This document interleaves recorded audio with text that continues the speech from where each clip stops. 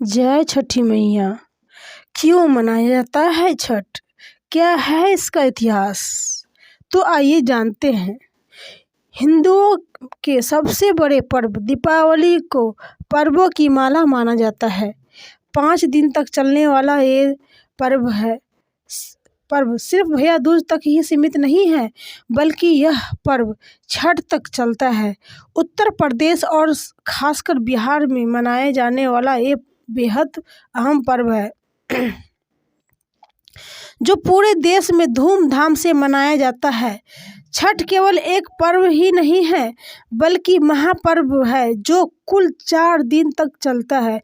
नहाए खाए से लेकर उगते हुए भगवान सूर्य को अर्घ्य देने तक चलने वाले यह पर्व का अपना एक ऐतिहासिक महत्व है।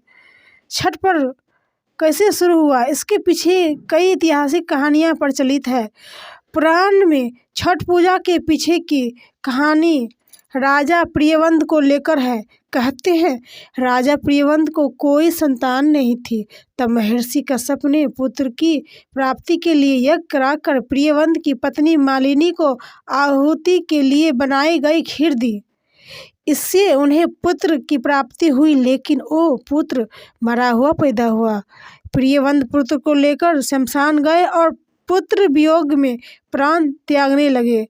उसी वक्त भगवान की मानस पुत्री देवसेना प्रकट हुई और उन्होंने राजा से कहा कि क्योंकि वो सृष्टि की मूल प्रवृत्ति के छठे वंश से उत्पन्न हुई है, इसी कारण वो षष्ठी कहलाती है। उन्होंने राजा को उनकी पूजा करने और दूसरों को पूजा के लिए प्रेरित करने को कहा।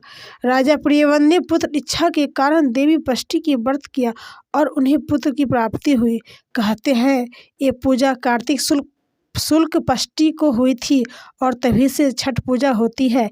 इस कथा के अलावा एक कथा राम सीता जी से भी जुड़ी हुई है।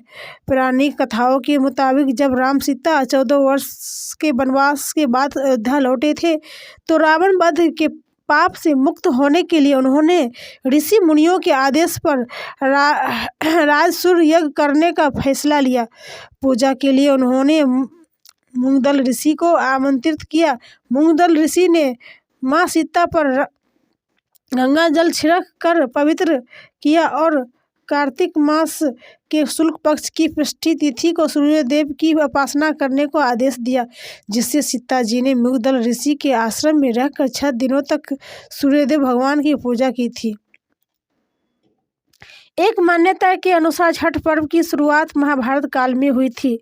इसी शुरुआत सबसे पहले सूर्यपुत्र करने शुरू की थी, पूजा करके की थी। कर्ण भगवान सूर्य के परम भक्त थे और वो रोज घंटों कमर तक पानी में खड़े होकर सूर्य को अर्घ्य देते थे।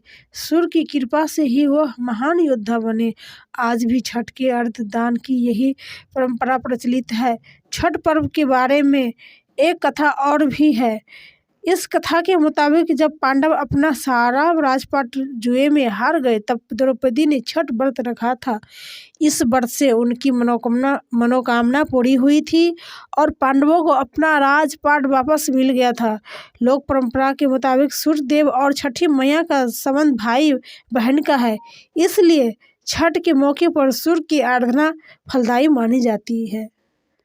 तो ये थी कुछ छठ के बारे में पौराणिक कथाएं। तो ख़त्म करते हैं। धन्यवाद।